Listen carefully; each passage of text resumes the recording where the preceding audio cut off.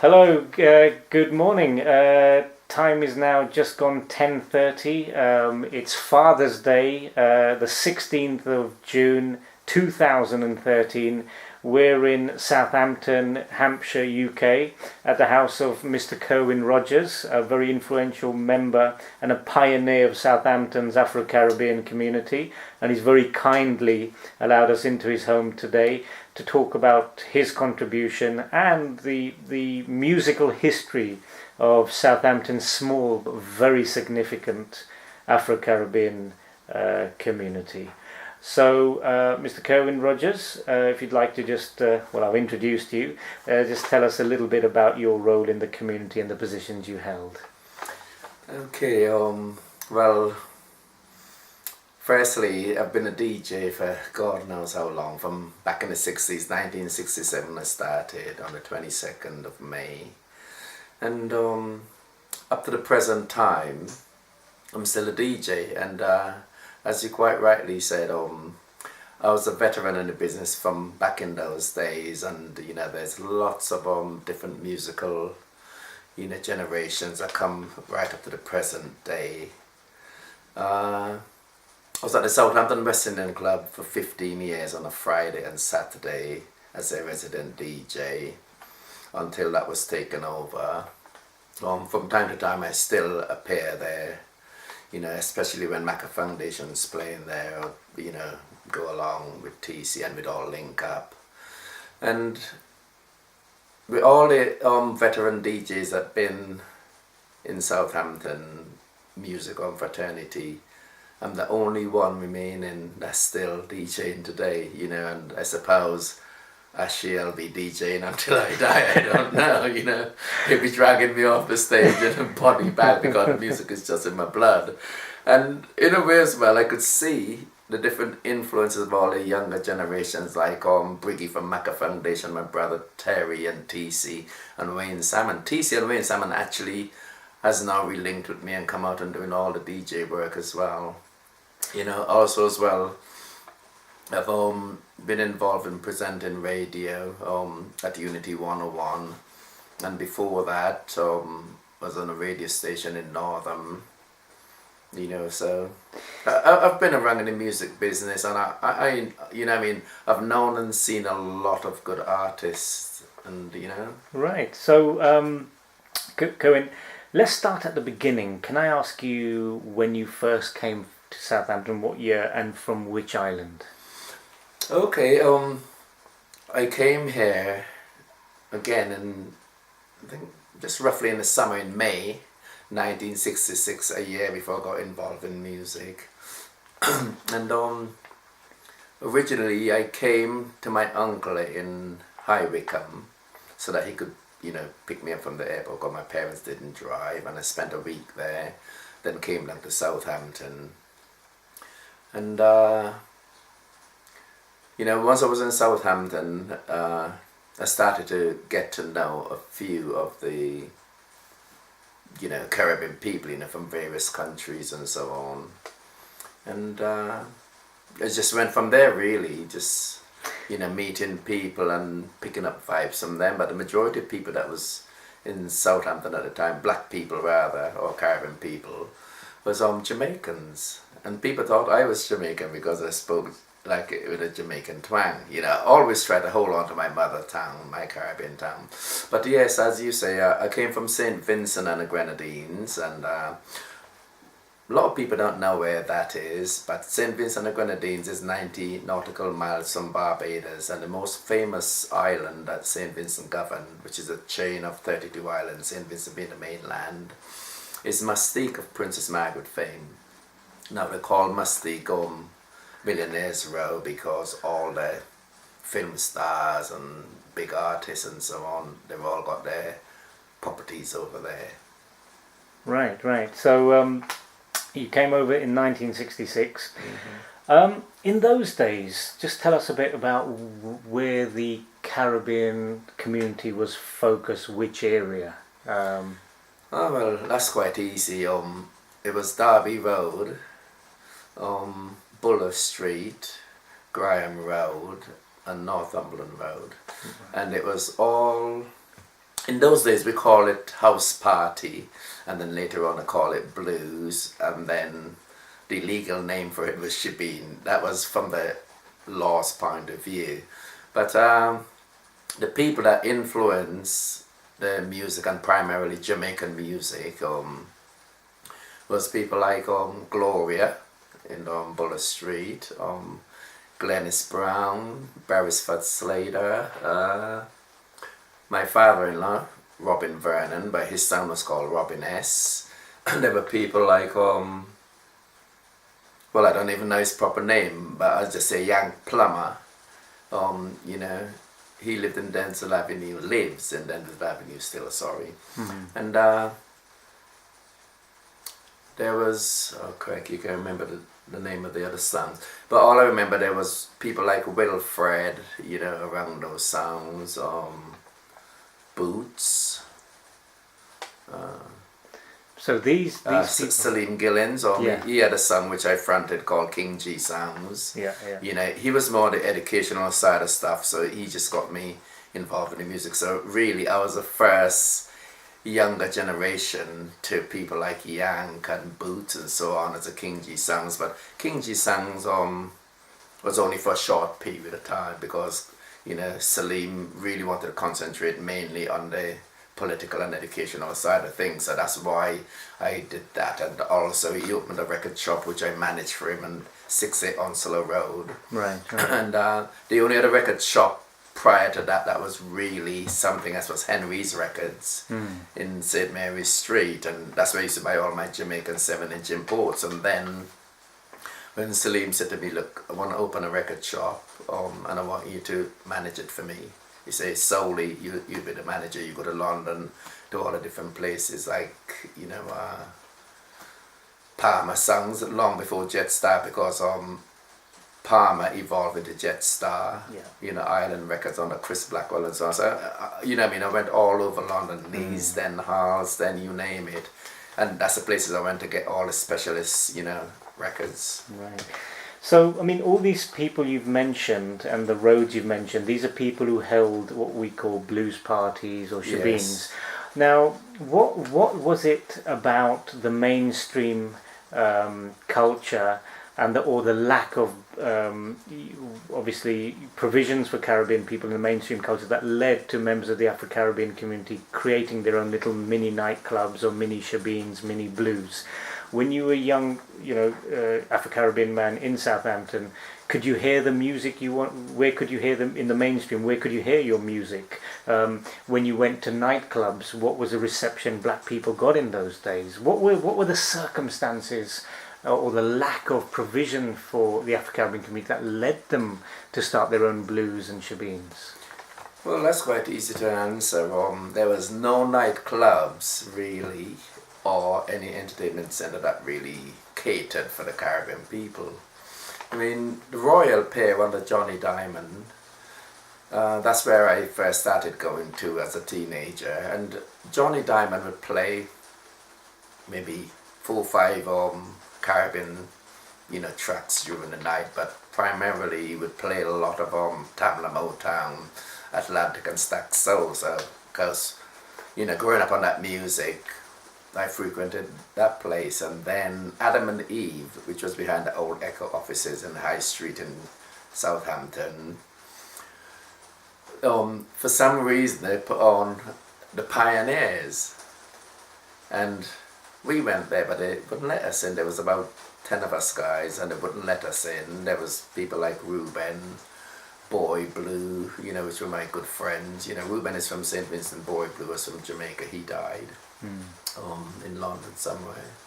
And when we went, they wouldn't let us in, and we thought it was quite strange because I think, well, the Pioneers is a black reggae group, you know, established in London, and, you know, the doorman wouldn't let us in. So, and never mind what we said to them, they wouldn't let us in.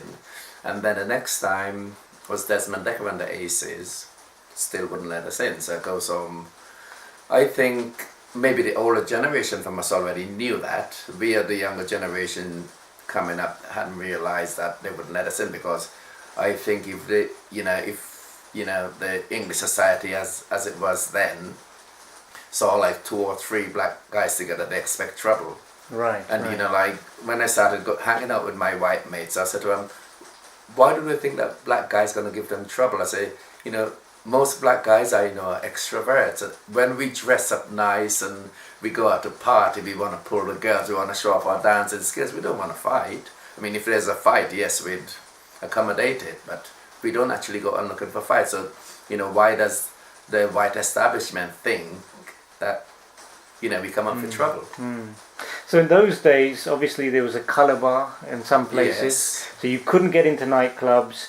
Was it the same with pubs? Was there like a some reception? pubs you could go into the public bar, but they wouldn't let you in to the saloon and stuff like that. And I mean, lots of times I have incidents like where there wasn't a lot of black guys around at my time, as I said. So most of my friends were white, and of course, sometimes we'd go somewhere, and then my friends would start fighting, and then I didn't realize it was something to do with me until later on. I said, oh, they wouldn't let you in, or you know, you got to pay more for the drinks. And of course, we started looking at, you know, all the various pubs and bars that we went to, and the things that we find, like if one of my white friends bought, like, say 3 pints of lager, and in those days it was quite cheap, and say that was about £1, you know, just you know, off the top of my head. If I was to go and buy the same lager, it cost me £1.50.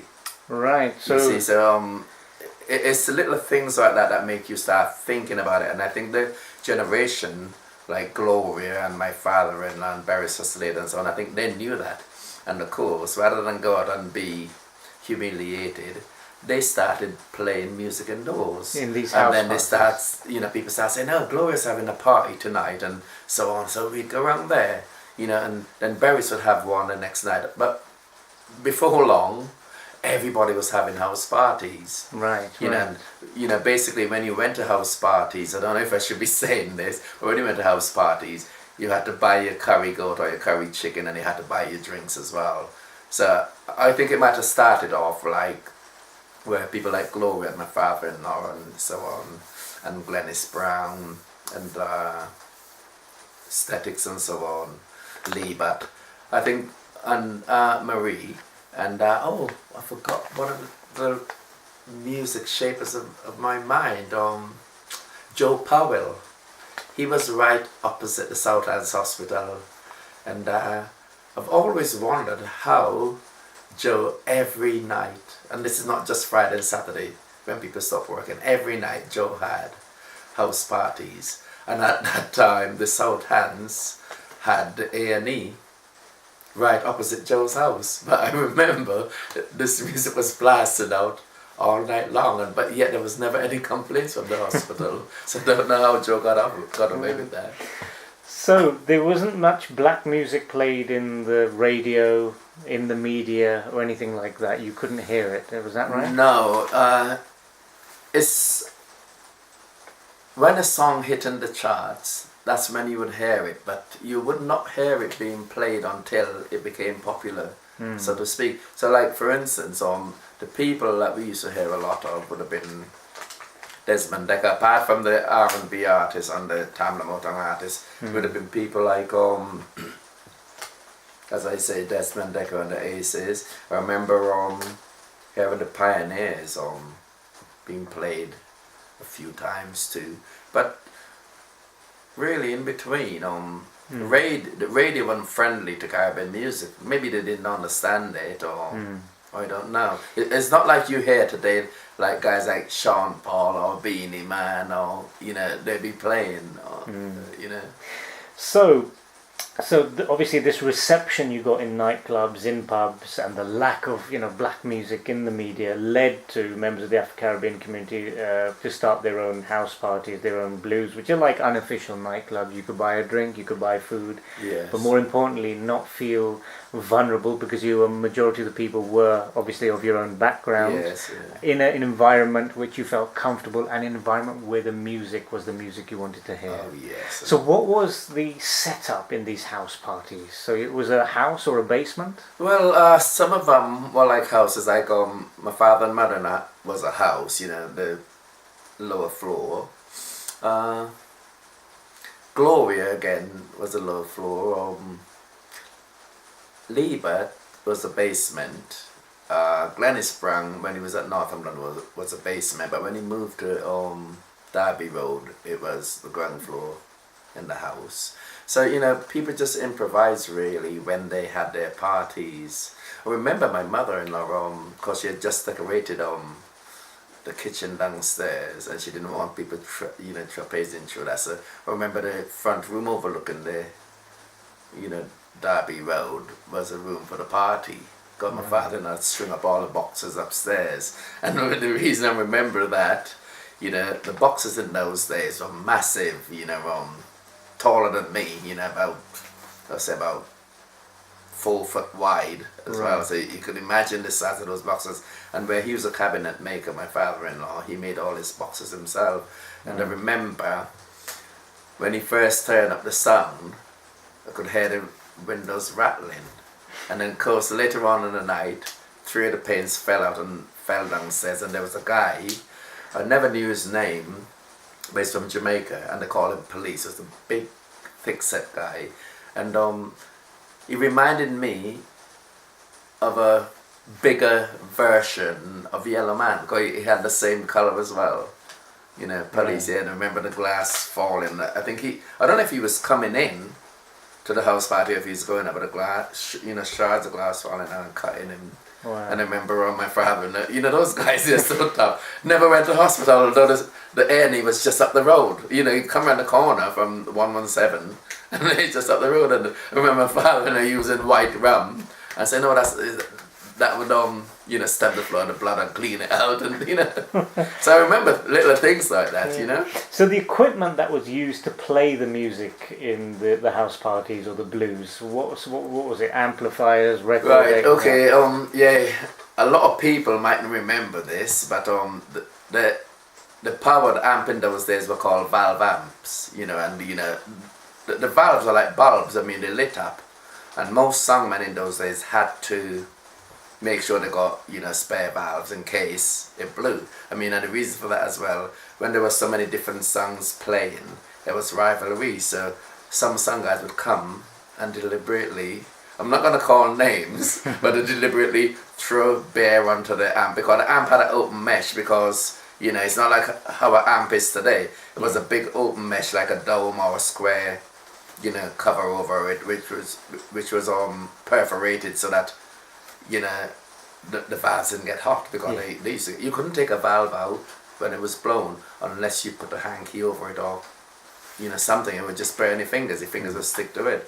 So they used to come and throw a beer, because that valve for that. So most songmen always carry spares and carry a spare amp as well, you see. And the decks in those days, we used to call them wooden Garrett decks, and record decks. Record decks. And the other one to rival that was called a Thoresen Mark II, deck. So I mean, I've had quite a few of those back in my days as well. And the valve amps, the best valve amp that I ever had was one called a Quad 4. I mean, that used to do some serious kicking. What sort of power in RMS are we talking about? I'm talking about, I suppose, for its day, about 800 watts the one I had. Wow. You see, so I mean, that used to kick out something. I mean, Yeah. But then the new versions of those quad amps, when they came out without the valve, would belt out 1500 watts. Wow. So they have the Quad 4, 1500. So you had these massive speakers the size of wardrobes. You had You couldn't get them through that door. So what kind of, and in those days, we're talking about, what decades are we talking about now? The 60s? Right, so late 60s to the 70s.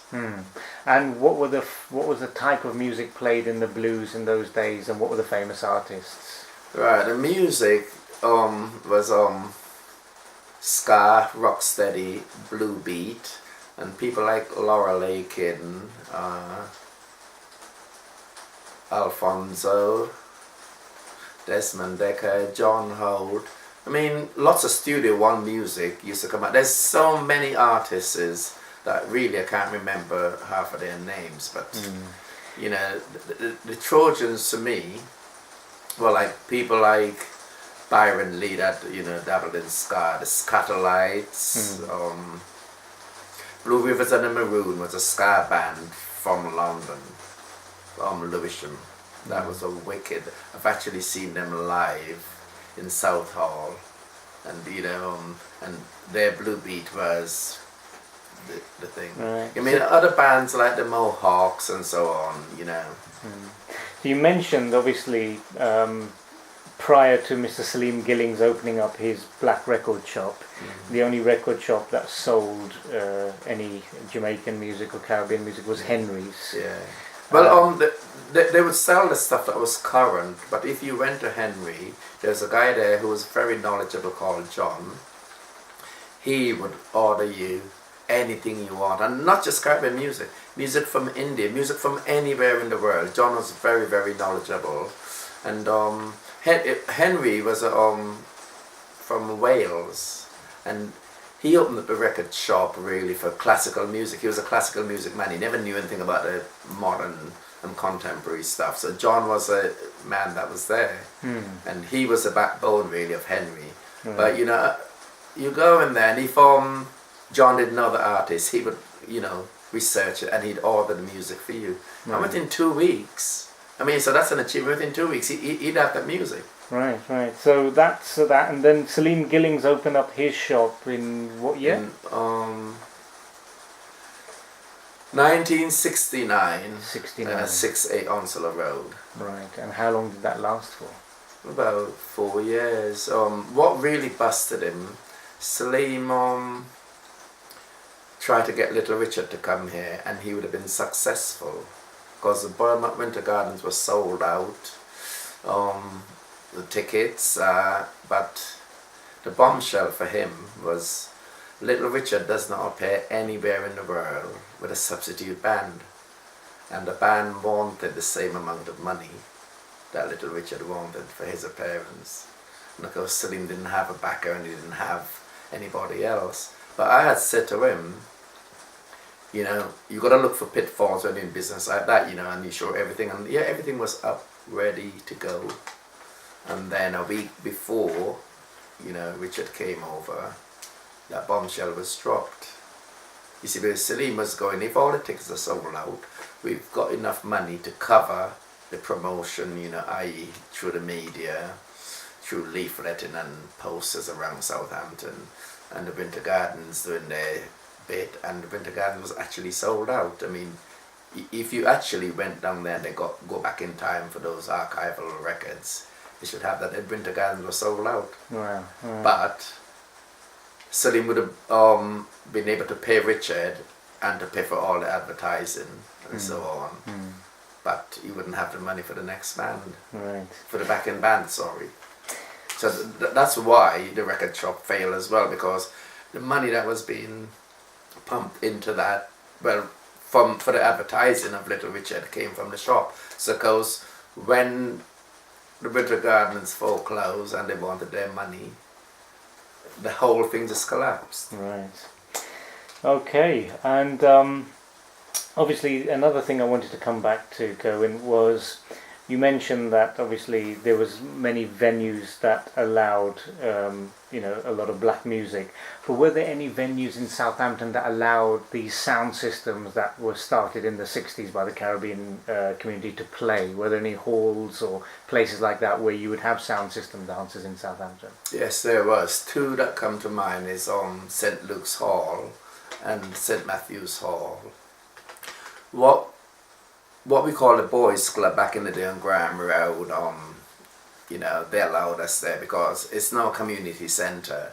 So, but even though it was called a boys club, it was a community centre even in my day as well. And I remember seeing Laura Lake in there, and Derek Morgan, Right, and just moving back to the house parties now, on a typical Friday, Saturday night, which is when a lot of people go out, if you're in the Derby Road area, what people call now the Newtown area or St Mary's, how many blues would there be on a Saturday night or a Friday night? So many blues, one didn't really know, where to go, because there was lots and lots of blues or house parties or. So there's more than one or two.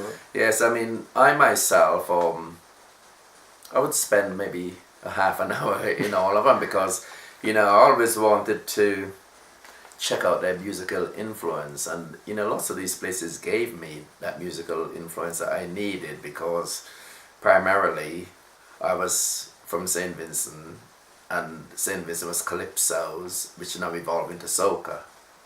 You see, but growing up, I used to listen to my grandparents' record, which was called Mento, and it was a form of calypso, only that it was more rhythmic and more deeper. Then when I came, here in 1966, because although I knew a little of the Jamaican music back home because it was played on the radio, it's being exposed to the house parties. I think, oh, this is really lovely because you go there and you listen to all this music, and of course, the music was so vibrant. I mean, if you didn't have a good time, then you were dead. That's the only way I could put it down. I mean, and every weekend I was there. And when I started DJing, I finished at the West Indian Club at 2 o'clock, and I'd head straight for either Gloria's or if my father-in-law was having one. I go back a long way with Glennis Sprung as well, so I'd always go to him as well. Because, where he built his basement in Northumberland Road, I actually put on the roof and did the electrics there for him. And a cousin of mine, Dennis the Freitas, he's a carpenter, so he did a lot of that work, and plus he built the steps going down to the Shebeen. So me and Glennis go back a long time, but that's when he was married to Sis before Sis moved back to Jamaica because she was a Christian, and I think Christian and the music business didn't go hand in hand. So I don't know what happened there, but she moved back to Jamaica. But Glennis gone back to Jamaica now, and the last time I saw him was last year when we celebrated the 50th anniversary of the independence of Jamaica from Great Britain. So we did that at the Maple Leaf, and again, the Maple Leaf was packed solid. And it reminded me of the days, when I honed my craft at the West Indian Club. Because even a friend of mine, Jackie Sullivan, she's Facebooked to say, no, this is how you get the community together. She said, and put all the pictures on how the Maple Leaf was really jammed for that session. So when you would go into a house party, how many people would there be in there? And what you mentioned that they usually start around 2 o'clock. What time would they finish? And any memorable stories about certain house parties? And did you get complaints from the locals? Were the police ever called? Well, I wouldn't rightly say the house party started at 2.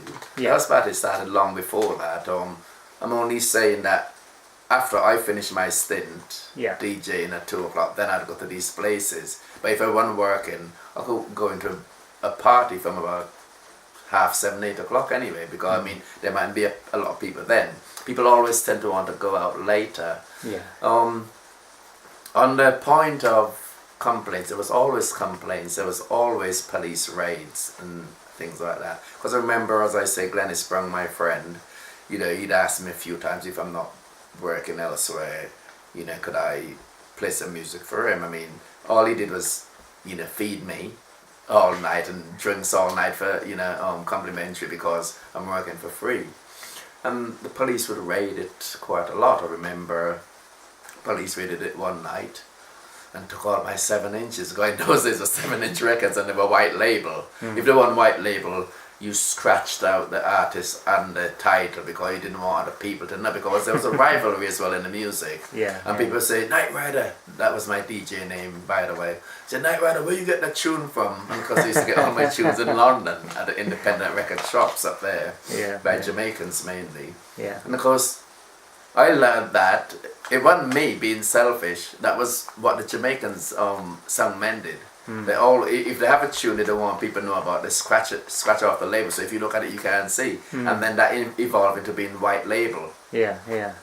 So how many people would there be in a typical blues? And was it all black people? What was the makeup of the people? The majority of people, I would say, would have been white people because they loved the music. And you got to bear in mind that most of the black guys had white girlfriends, and a few black girls had white boyfriends. But the majority of people that used to come in used to be students, used to be people really that loved the music and really was interested in our culture. So they all came from different walks of life, and So we all really intermingled and had a good time. There were fights, there was personal things between people. none of this gangster. No, just personal thing. If you had an axe to grind, and that's what happened in those days. And I remember again, I was down Liebert. Liebert came in long after some of these other people. I remember being down at Liebert's, and the police raided it with Alsatian dogs, and because I got a morbid fear of dogs, they raided it, and I remember one of the dogs pinning me up against a wall and stuff like that, on just baring his teeth at me. And of course, normally they just take your name, and then they'd interview you, and then if they need to see you further, then there'll be an invite up to see you at Central Police Station and take it from there. But most of the times, I would just give a name and address and a number, and they never got back to me. So obviously they knew who they were looking for or whatever was going down. And how many people would there be in the blues at its capacity? God, you couldn't really check, because it was always full. And on the ground floor, in some places you got 3 rooms, so they would be full, the passenger would be full, and people still be outside. Right, so you hundreds basically in one house. And simply because there was nowhere for the people to go. And even the nightclubs of today, although now they start catering, for all nationalities, they still really do not cater for the way Caribbean people wanted it to be catered for, really. I suppose in London, where you're from, might be different. But in Southampton, the black community has always got to try to evolve musically. Yeah. And lastly, in 60 seconds, Kerwin, what is your message? What would you like your legacy and your message to be to the future generations? Well, it's to keep the Caribbean culture alive, keep our music alive. People that's coming up now should really go back and look at the veterans and see what they did, look into that history, and then perhaps they'd learn something today. The future of our music, would be nondescript really if they don't go back to the history, because as the saying goes, if you don't know your history, then you don't know where you're coming from. Okay. And that music, from back in the day, is the music that shaped our future generations today. People like the late Wild Child, like Craig David, like Ebony Rockers, like Macca Foundation, all these, people that came after the veterans. Most of them dabbled with the veterans as children. Yeah. You see, and any future generation need to know, what the music scene was like in Southampton. And to know that Southampton have a lot of talent and a lot of culture to offer. Brilliant. Okay, well, thank you very much indeed, Kerwin. Thank you very much. You're welcome, Ashley. Thank you. Thank you. Bye. Bye.